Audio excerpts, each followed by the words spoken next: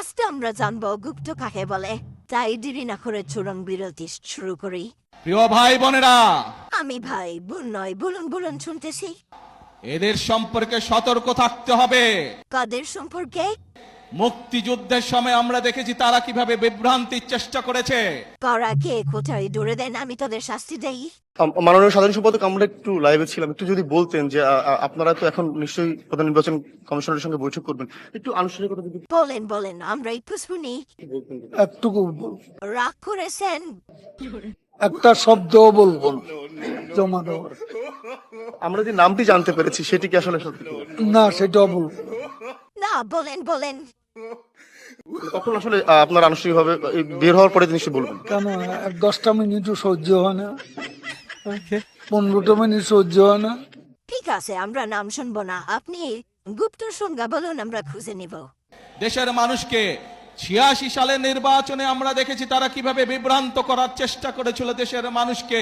না, ক্লিয়ার হতে পারলাম না। চলুন একটি শর্ট পোস্ট পর্ব দেখে। আপনি তো দীর্ঘদিন গুপ্ত ছিলেন, গুপ্তভাবে থেকে রাজনীতি করেছেন, আসলে দাড়ি চুল রেখে গুপ্ত ছিলেন কেন? চাইলাম সংজ্ঞা, সাংবাদিক প্রশ্ন করলো ব্যাখ্যার, দেখি কি ব্যাখ্যা হয়।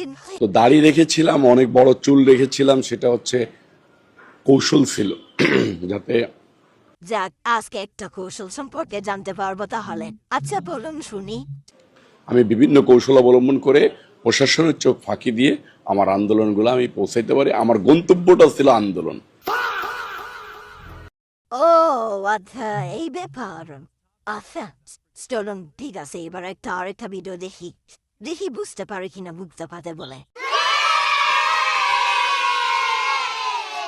ও মা, দাদু তো এটা, দেখি দাদু এবার কি বলেন। নিজেরা যারা গুপ্ত সুপ্ত হয়ে থেকেছেন সেই লোক যদি আমাকে গুপ্ত বলে, আপনাকে গুপ্ত বলে, আপনার কেমন লাগবে বলেন? হ্যাঁ, বছরের পর বছর দেশবাসী কিছু মানুষের ছায়াও দেখে না। হে দাদু কে? সেই মানুষ যদি আমাকে বলে আমি গুপ্ত না সুপ্ত, আপনি বলতেই পারেন আমি গুপ্ত ছিলাম কারাগারে, দফায় দফায়। আপনি যদি ওইটাকে গুপ্ত বলেন তাইলে আমি অবশ্যই গুপ্ত। এই সংজ্ঞায় আপনি দেশপ্রেমিক গুপ্ত।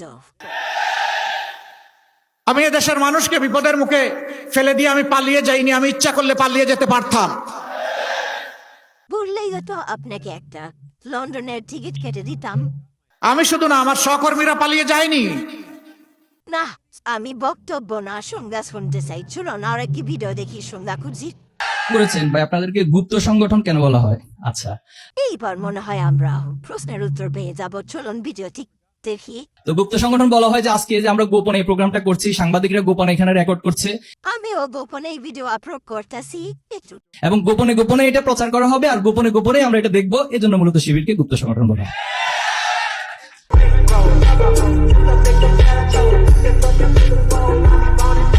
পৃথিবীর অন্য কোন দেশে কেমন কি জানি না, তবে বাংলাদেশের আপনি যখন সত্যকে প্রতিষ্ঠিত করতে যাবেন তখন আপনাকে হয় জঙ্গি নয় টঙ্গি বলে জেলে ভরে দেওয়া হবে। ভিডিওটি গোপনে করছি, গোপন প্ল্যাটফর্মে পাবলিশ করছি, আপনারা গোপনে ভিডিওটি দেখবেন। আমিও গুপ্তভাবে এই ভিডিওটি সবার কাছে পৌঁছে দিতে চাই। দয়া করে এটি প্রকাশিত করবেন না, গোপনে শেয়ার করবেন।